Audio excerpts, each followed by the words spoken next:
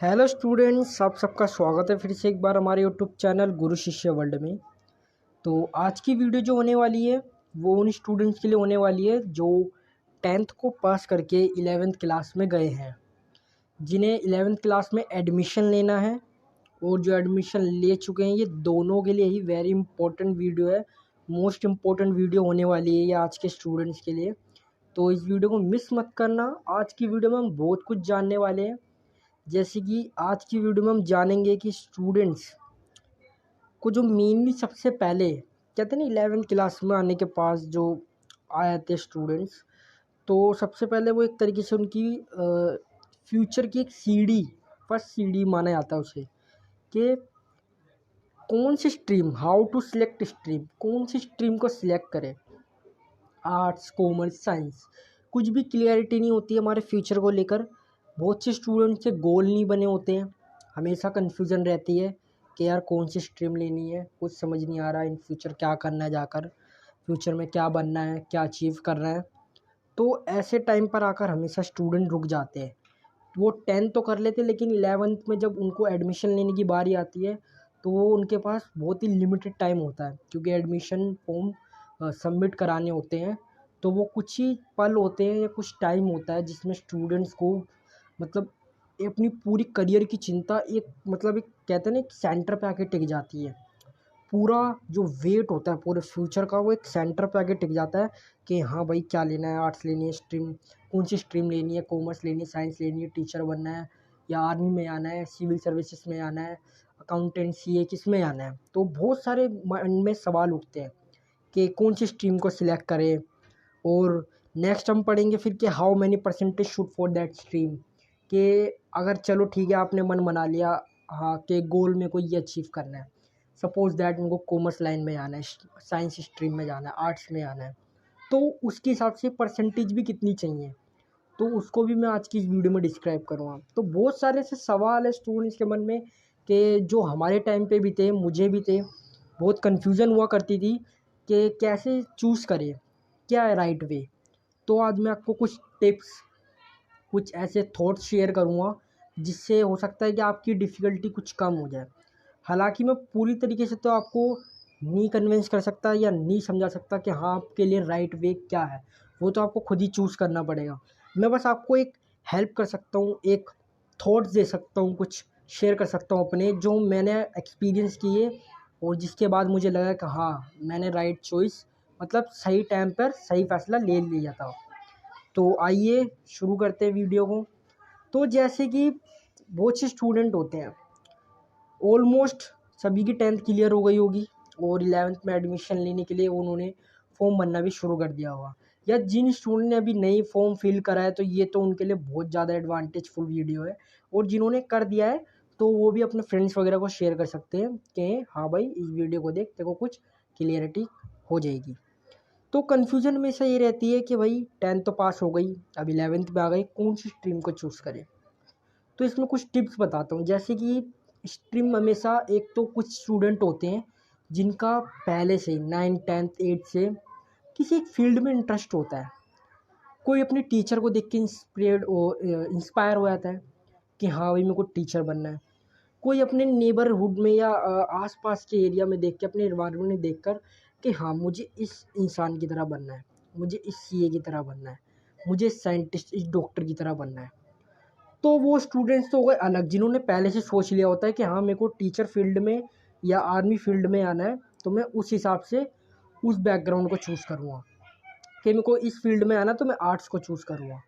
अब कुछ स्टूडेंट्स ऐसे होते हैं जिनको क्लियरिटी नहीं होती, जो कहते हैं हाँ मैं टीचर भी बनना चाहता हूँ, मैं आर्मी में भी जाना चाहता हूँ, मैं साइंस में भी जाना चाहता हूँ। तो उनको क्लियरिटी नहीं होती, वो कहते हैं हाँ मैं आर्ट्स ले लूँगा, साइंस ले लूँगा। फिर ऐसे पॉइंट पर आकर ना वो बहुत कन्फ्यूज हो जाते हैं कि यार समझ ही नहीं आ रहा क्या लूँ, कुछ भी समझ नहीं आता।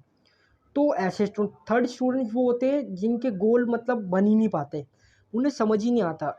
कुछ डिफ़िकल्टीज ऐसी आती है, सिचुएशंस ऐसी आती है कि यार मैं टीचर की प्रिपरेशन करूँगा, यार उसके अंदर तो बहुत ज़्यादा खर्चा है, मेरे पास तो कोई सोर्स ही नहीं है, मेरी फैमिली के पास इतना सोर्स नहीं है। तो अपना गोल बार बार चेंज करते रहते हैं। कुछ ईजी सा ढूंढते हैं जिसमें मतलब एफर्ट्स गिविंग कम लगे, एफर्ट्स कम लगे, मतलब फिजिकली जैसे कि जो आप एफर्ट्स दे रहे हो, अपनी मेहनत वाले एफर्ट्स दे रहे हो वो नहीं, जैसे कि इकोनॉमिकली फाइनेंशियली जो एफर्ट्स होते हैं वो कम लगे। तो बहुत से स्टूडेंट्स ऐसा भी चाहते हैं। तो अब हमारे टाइम पे मैं अपना आपको एग्जांपल देता हूँ, जैसे कि मेरे टाइम पे भी बहुत बार मेरे साथ यही होता था। मेरा गोल जो आप मानोगे नहीं, 11th तक मेरा गोल डिसाइड नहीं था। अब एक्चुअली मैं बता दूँ आपको, मैं आर्ट्स बैकग्राउंड से हूँ, ह्यूमैनिटी साइड से हूँ मैं। तो मेरा गोल लिटरली डिसाइड नहीं था। मेरे फ्रेंड्स वगैरह थे, उन्होंने दिलवा दी मेरे को, आर्ट्स दिला दी। तो कहीं ना कहीं हाँ इतना था, 8 9 10 से ही मतलब मेरे माइंड में ये था कि टीचर कहीं ना कहीं मुझे बनना था। एज अ टीचर मैं बनना चाहता था, मुझे टीचिंग फील्ड में इंटरेस्ट था, क्योंकि मुझे टीचिंग जो प्रोफेशन है बहुत पसंद था। कि यार 8 से 2 जाते हैं, टाइमिंग होती है, 8 बजे जाओ, 2 बजे छुट्टी हो जाती है, पढ़ाना होता है बच्चों को, और एक अच्छी खासी अर्निंग पोटेंशियल बन जाता है। तो कुछ ऐसे थॉट्स थे मेरे माइंड में। तो उस वक्त भी मेरे पास जैसे 11th थी तो कुछ भी क्लियर नहीं था कि हाँ क्या लेना है, किस फील्ड में आना है।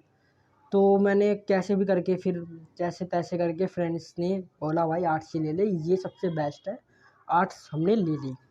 तो आप मानोगे नहीं, जब बिल्कुल 12th में मतलब मेरे पेपर जो चल ही रहे थे ऑलमोस्ट, मतलब 1 2 पेपर मैंने दे चुका था, अपने 1 2 एग्ज़ाम दे चुका था, तब मैंने फाइनल करा था। लिटरली आपको बता रहा हूँ मैंने दूसरे या फर्स्ट एग्ज़ाम के बाद मैंने ये फाइनल डिसीजन लिया था कि हाँ मुझे टीचिंग फील्ड में जाना है। क्योंकि अगर देखो, अगर आप कॉमर्स या साइंस लेते हो तो उसके अंदर आपकी कैटेगरी बनी होती है, या तो आप सीए वगैरह की फील्ड में आते हो, बैंकिंग सेक्टर में आते हो, है ना।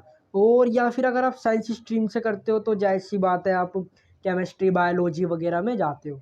लेकिन अगर आप आर्ट्स लेते हो ना तो इसके अंदर फील्ड बहुत मिल जाती है आपको, टीचिंग से लेकर लॉ से लेकर सिविल सर्विसेज हो गई, आर्मी बैकग्राउंड हो गया, बहुत सारी चीज़ें होती, बहुत सारी। और फिर उसके अंदर भी जाके चीज़ें बढ़ती रहती हैं। टीचिंग फील्ड में भी 3 3 चीज़ें बन गई, पीआरटी पीजीटी टीजीटी, ठीक है। अब आर्मी भी जाते हो, उसमें भी अलग अलग चीज़ें आ जाती है आपकी, ठीक है। अलग अलग आ जाती है, जनरल आ जाती है आपकी, एसएससी वगैरह बहुत सारी आ जाती है। तो उसमें बहुत सारी कैटेगरी बन जाती है। तो आर्ट्स जो है एक तरीके से भंडार है जो है फ्यूचर गोल के लिए। तो मोस्टली स्टूडेंट्स इसलिए आर्ट्स चूज़ करते हैं।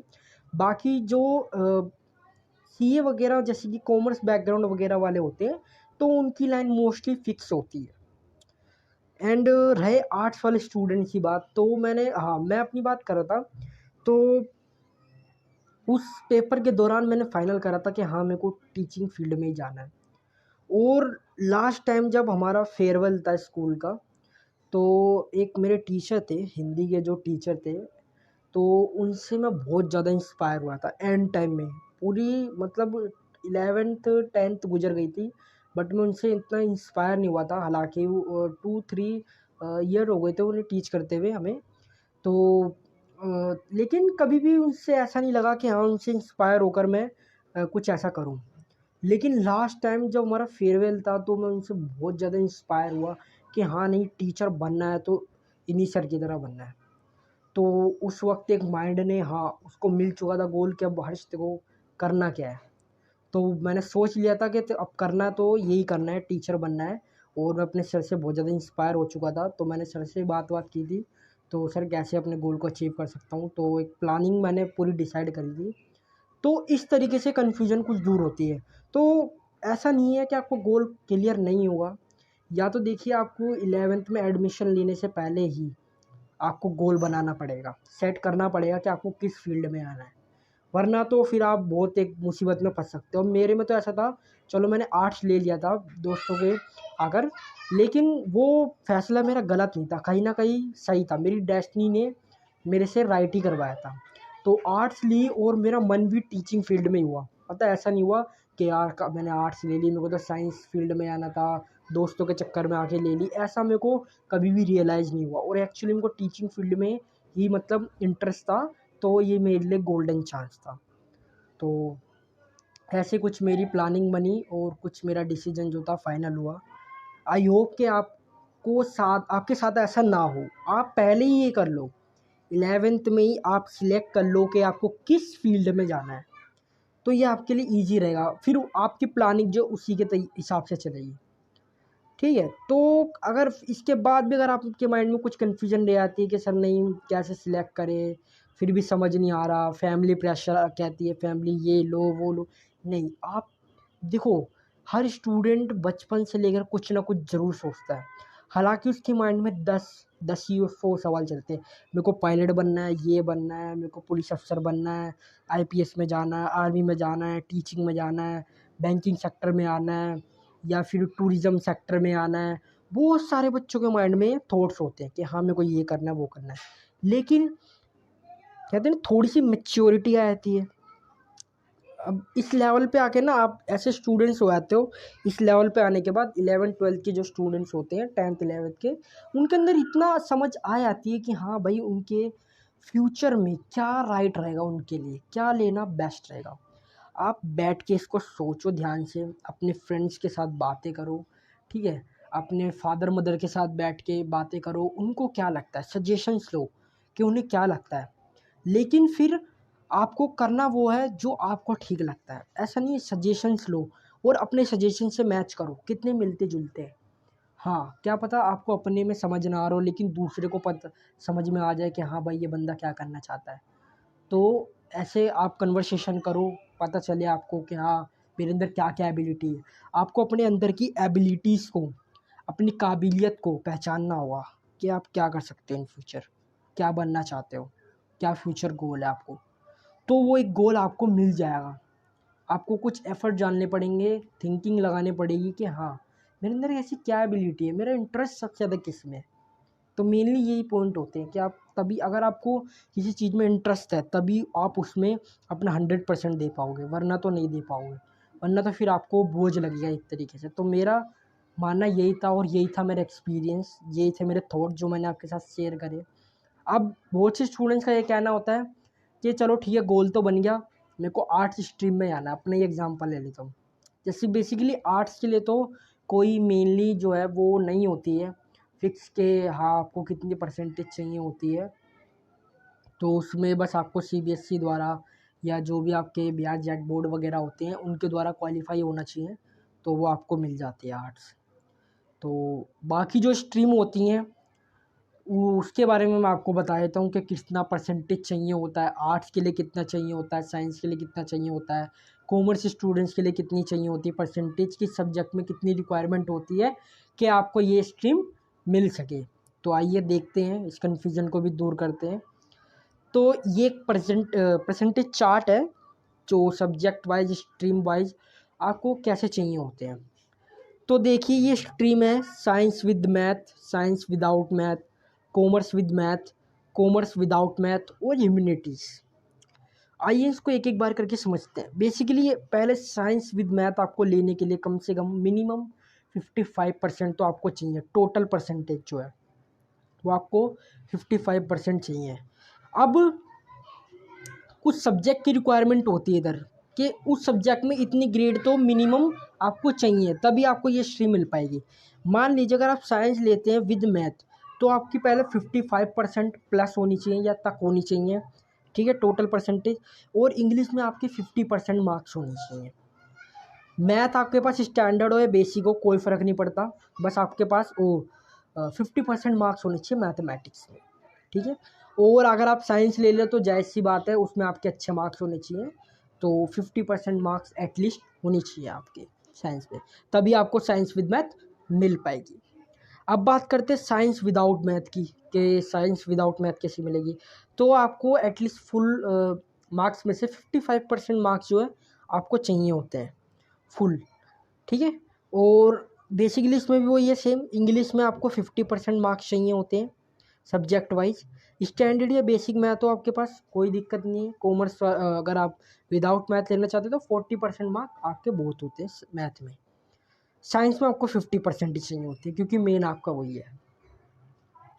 Next, commerce with math. अब आती कॉमर्स की बात, तो इसमें आपको कम से कम 50% तो चाहिए होती है। टोटल परसेंटेज में से आपकी 50% तो मिनिमम आनी चाहिए ग्रेड। उसमें से अगर आपको इंग्लिश की रिक्वायरमेंट होती है सब्जेक्ट, तो इंग्लिश में आपकी 45% आनी चाहिए पूरी। स्टैंडर्ड या बेसिक में तो आपके पास 50% आनी चाहिए उसके अंदर।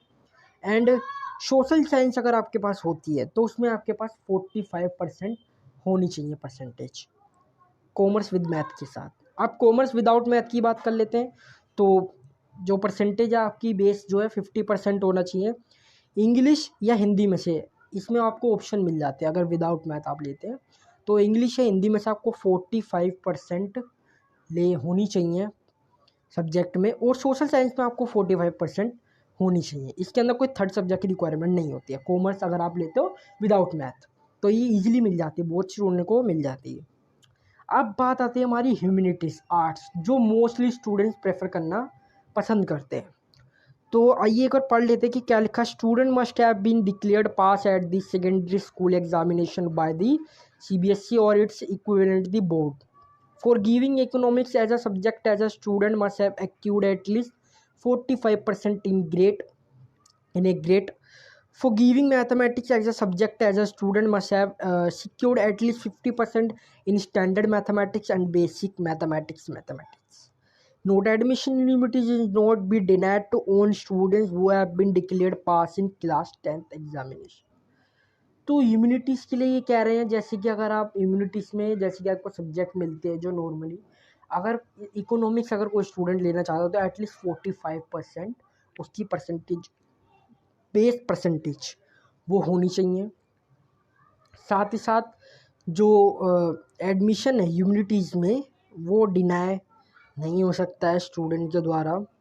वो डिक्लेयर्ड पास की अगर उसने क्लास 10 तो उसको आर्ट्स मिलेगी ही मिलेगी। ये आगे से एक तरीके की कंपलसरी होती है कि हाँ भाई, सपोज दैट अगर किसी स्टूडेंट की 50% से अंदर आती है अगर परसेंटेज 50, जैसे कि कॉमर्स में तो ये है कि 50 पे आपको मिल जाती है, लेकिन साइंस के लिए 55+ होनी चाहिए सॉरी माफ़ी चाहूँगा।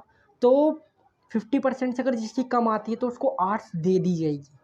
ये कंपलसरी होती है, ये पहले से सेट होती है कि हाँ भाई जिसकी 50% से कम आती है स्टूडेंट की उसको आर्ट्स मिलनी ही मिलनी है। और 40% 45% से ऊपर ये होती है तो एटलीस्ट उसको इकोनॉमिक्स मिल सकती है। सिक्योर्ड होने से 45% मार्क्स तो इकोनॉमिक्स उसको मिल जाती है। इसमें चॉइस होती है, आपकी ज्योग्राफी ले सकते हैं, इकोनॉमिक्स ले सकते हैं। इकोनॉमिक्स में आपको अच्छे खासे स्कोप वगैरह मिल जाते हैं इन फ्यूचर। तो बाकी यही था आपका chart, percentage chart. I hope कि आपकी जो कन्फ्यूजन से स्टूडेंट्स की वो क्लियर हो गई होगी कि अब उनको राइट क्या है, क्या चॉइस करना है, क्या गोल बनाना है, किस चीज़ को सेट करना है। अगर आपको वीडियो अच्छी लगी हो तो वीडियो को लाइक और चैनल को सब्सक्राइब करना मत भूलना। वीडियो को ज़्यादा से ज़्यादा अपने फ्रेंड्स के साथ शेयर करो ताकि उनको इस बारे में पता चले और उनकी भी ये डिफ़िकल्टीज, इनकी कन्फ्यूजन्स क्लियर हो सके। मिलते नेक्स्ट वीडियो में, तब तक के लिए बाय बाय, टेक केयर।